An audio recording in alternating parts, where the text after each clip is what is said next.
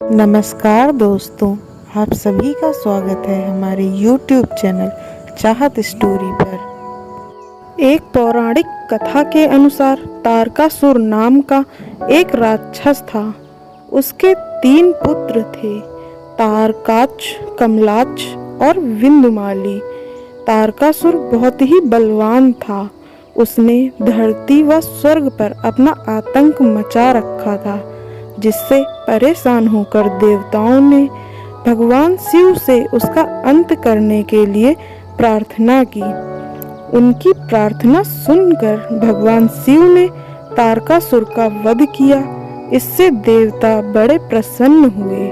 उसके 3 पुत्रों को यह सुनकर बड़ा दुख हुआ और उन्होंने इसका बदला लेने के लिए ब्रह्मा जी की घोर तपस्या की। उनकी तपस्या से प्रसन्न होकर ब्रह्मा जी ने तीनों से वरदान मांगने को कहा। तीनों ने ब्रह्मा जी से अपने अमर होने का वरदान मांगा। ब्रह्मा जी ने अमरता के अलावा कोई दूसरा वरदान मांगने को कहा। इसके बाद उन तीनों ने कुछ देर तक इस पर बहुत विचार किया और फिर ब्रह्मा जी से कहा, आप 3 अलग-अलग नगरों का निर्माण करें, जिसमें सभी बैठकर पूरी पृथ्वी और आकाश में घूम सकें। 1000 साल बाद जब हम मिले तो हम तीनों के नगर मिलकर एक हो जाएं।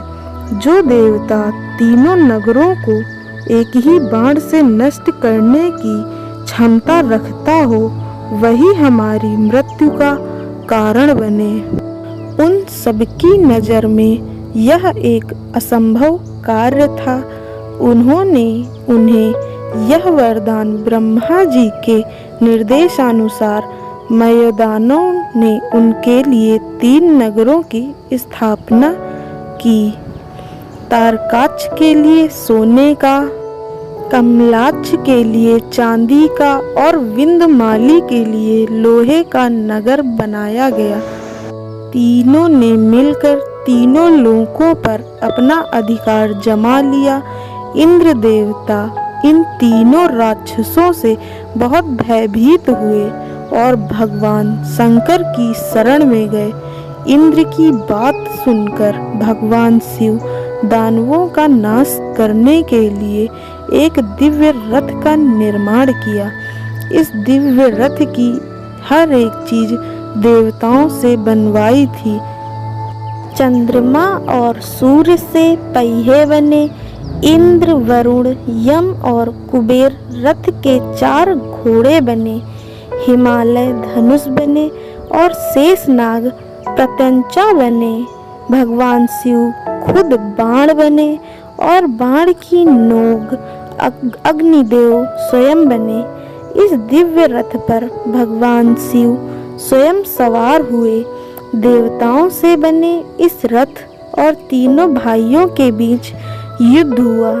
युद्ध करते समय प्रभु की लीला से एक ऐसा समय आया जब तीनों एक ही सीध में आ गए। जैसे ही वे तीनों एक सीध में आए, उसी समय भगवान शिव ने अपने बाण छोड़े और तीनों का नाश कर दिया। इसी वध के बाद भगवान शिव को त्रिपुरारी कहा जाने लगा था। भगवान शिव की कृपा से देवों को त्रिपुरासुर के आतंक से मुक्ति मिली थी। इसलिए देवता कार्तिक पूर्णिमा को काशी नगरी में स्नान करने के बाद देव दिवाली मनाते हैं। ऐसी ही रोचक कहानियाँ सुनने के लिए हमारे YouTube चैनल चाहत स्टोरी को लाइक करें, शेयर करें और सब्सक्राइब करें। धन्यवाद।